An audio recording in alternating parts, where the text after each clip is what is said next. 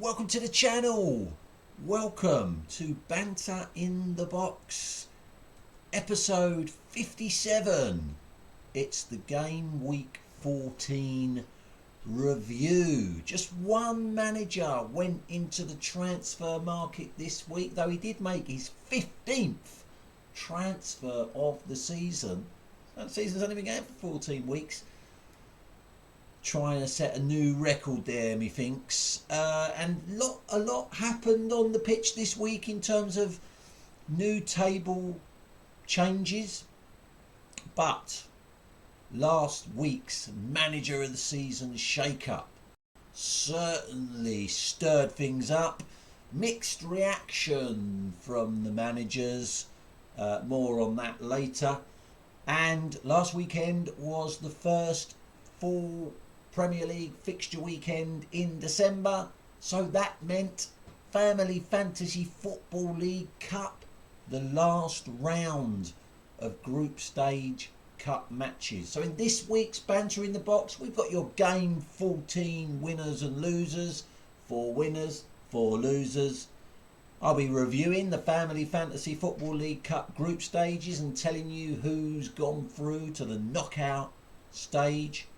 We got a quote of the week for the first time in a long time, which is great, and a manager of the season update. So, your game week 14 winners, take a bow. The Appleys United's Marie Appley climbing one place to 27th. You have to go back to game week 5 for the last time Marie was at the heady heights of 27th. Take a bow also, Coldplay United Martins Maloney up one place to 23rd, and 23rd is the highest position that Martin's been in this season. Take a bow also, yours truly climbing one place to 10th, the highest that I've been in the table since game week 1. And finally, take a bow, Arden Diamonds manager Steve Holmes stayed 5th, but recorded his first weekly win of the season. So they are your game week 14 winners. 1 manager of the season point to all of those guys. Losing manager of the season points, if they had them, you can't go minus manager of the season points, is the game week 14 losers. Hide your head in shame. I've got a life manager Mops Hoxby dropping one place into the bottom half of the table down to 17th. The lowest position Mops has been in since way back in game week 3. Hide your head in shame. Nicky Saunders dropping one place to 24th.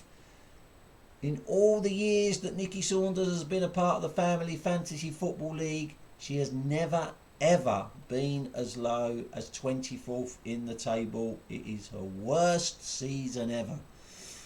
Hide your head in shame also. John Tustin Racing 1895 manager dropped one place to 28th because his wife climbed one place above him, by the way, and that's the lowest position John has been in since way back in game week 9. And hide your head in shame, AFC manager Ray Poulter stays rock bottom of the table. The lowest scorers in game week 14, and barring a miracle, especially not making any transfers, Ray is almost certainly going to be relegated this season. Well, relegated assuming we get 4 managers to join next season. So far we've only had 1 manager nominated to join next season. So they are your game week 14 losers. Now, as I said, last weekend was the Family Fantasy Football League Cup final round of group stage matches, and in Group A the Big Knobs got the better than the Diamonds 44-39, and Lyndon's Lovelies just pipped Nicola Zanelka 20 points to 19. Now, Nicola Zanelka had nothing to play for. She'd already qualified, having won her opening 2 matches, and that meant the group table looks like this. Nicola's Anelka topped the group. Linden's Lovelies grabbed that second spot. If Nicola's Anelka had got just 2 more points and won that game, then Better Than the Diamonds would have qualified on points difference.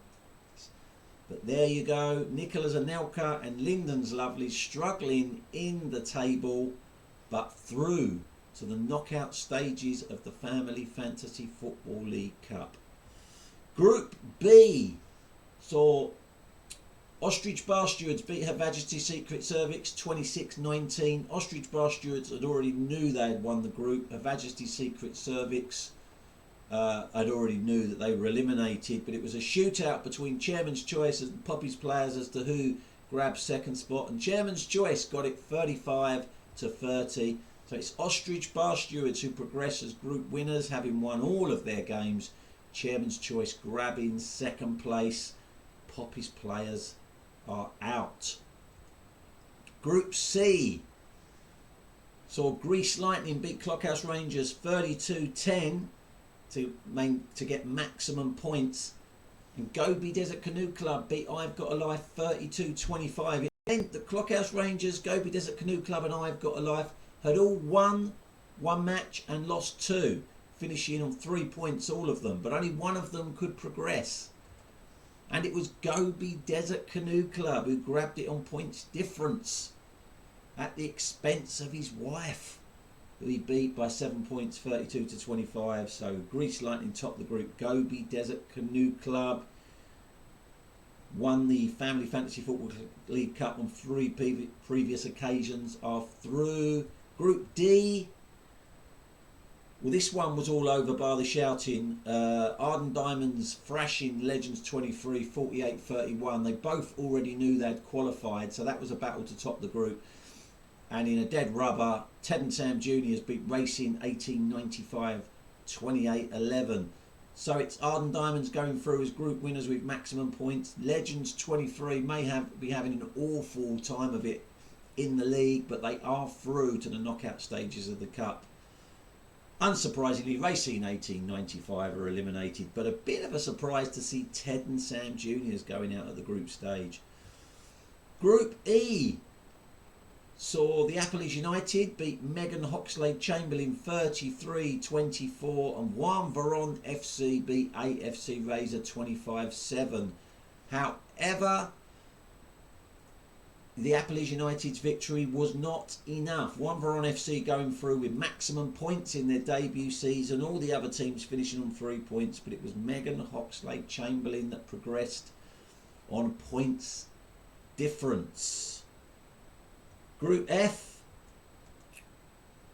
well, this was another group where there wasn't really much to play for. Napoli and Finger in Hoe Rangers already knew that they had qualified, and they were playing for the right to go through as group winners. Napoli winning 40 points to 22, so Napoli go through as group winners. Finger in Row Rangers do qualify for the second round. Jimmy S's under 11s and Norfolk Enchants played off in a dead rubber. Jimmy S's under 11s winning 14-10, but both of those teams are eliminated. Group G was another one where there wasn't much to play for. We already knew that Hatch United and Coldplay United had qualified. They were just deciding who was going to win the group, and it was league leaders Hatch United winning 34-23, topping the group with maximum points. Coldplay United do qualify. They'd already qualified before this game, and in a dead rubber, no happy endings, beat the Creed Bratton Society 39-34. The Mad Hatter has won this title twice before, but he finishes the group on no points whatsoever. And Group H, well, this was heartbreaking.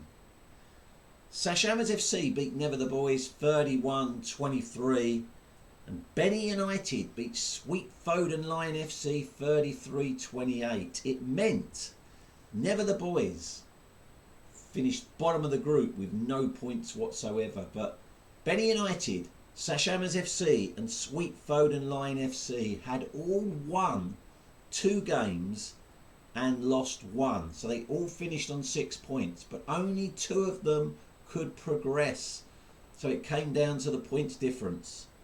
Topping the group and going through as group winners was debut manager Sweet Foden Line FC, plus 18 points differential. So it was between Sash Hammers FC and Benny United, and it went to Sash Hammers FC, finishing on plus 8, and Benny United missing out on the knockout stages of the cup. Their points difference was just plus 4. If only they could have scored another 3 points, they would have progressed at the expense of Sash Hammers FC. So all of that means that in the second round of the Family Fantasy Football League, here are the group winners who will be seeded in the second round draw. The number 1 rated manager, Arden Diamonds. The current league champion, Greece Lightning. And the current league leaders, Hatch United. No surprise to see those through seeded teams. But as for the other seeded teams, debut managers Juan Veron FC and Sweet Foden Line FC are seeded. Napoli also seeded. That's a bit of a surprise. Ostrich Bar Stewards is seeded. He has been to a Family Fantasy Football League Cup final before. And Nicholas Anelka, I'm pretty sure, I have to check, but I'm pretty sure this is the first time Nicholas Anelka has been beyond the first round of the Family Fantasy Football League Cup, and she goes through as a seeded side.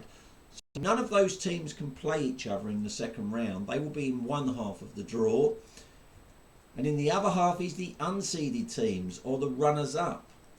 3 times Family Fantasy Football League Cup winners Chairman's Choice and Gobi Desert Canoe Club are in that pot, along with Coldplay United, bit of a surprise, Finger in Hoe Rangers, Legends 23, Linden's Lovelies, Megan Hoxley Chamberlain, and Sash Hammers FC. At some point over Christmas, we will do the Family Fantasy Football League Cup draw live. I'll obviously let you know ahead of the draw so you can be prepared for it. And we will do the draw. Seeded teams one side of the draw, unseeded teams in the other side. And the only restriction will be that you cannot be drawn against a team that was in the same group as you in round 1. But that is the lineup for the Family Fantasy Football League Cup second round. Now, quote of the week was sent in by Benny United manager Mark Benwell. Now, last week I announced a shake-up of the manager of the season just to try and make things interesting. Basically, if you missed last week's video, I decided to start awarding points to the game week winners and taking points away from the game week losers. And I went back over all of the Banter in the boxes this season and retrospectively applied those points. Some managers were really happy with the change, other managers not so happy, including Mark, who sent me this email. I think you may be losing it with the manager of the season and your crazy new idea. Stick to a who the fuck and reverse the points. Just think it's not fair to make things up as you go along. And he signed it off, long-serving manager, Benny United. Well, sorry you're upset, Mark, but that email does win you a manager of the season point for the quote of the week. So hey, that's not too bad, is it? Now, who the fuck is that? It's been running for the last 3 weeks. It's rolled over twice. It's now worth 6 manager of the season points. You simply had to tell me which 2 current Family Fantasy Football League managers are pictured in that photo. You didn't get a point if you got one of the managers correct. To get the 6 points, you had to get both of the managers correct. And if you got one of them right, but one wrong, I wouldn't even tell you that. 3 managers made a play for the 6 manager of the season points this week. Benny United manager Mark Benwell thought that that was a picture of Linden's Lovelies manager Joe Hoxby and Ostrich Bar Stewards manager Steve Maloney. I can tell you, Mark, That is an incorrect guess. And Arden Diamonds manager Steve Holmes and Hatch United manager Neil Hatch both thought that that was a picture of Lyndon's Lovely's manager Joe Hoxby and Benny United manager Mark Benwell. Well, I can tell you, Steve and Neil, that those guesses are also incorrect. So here is the manager of the season table. Marie Appley goes in at joint 13th. Mox Hoxby drops a place to joint 8th. Martin Maloney climbs up a place to joint 8th. Steve Holmes and Jeff Hoxby, yours truly, both climb up to joint 5th on 5 points.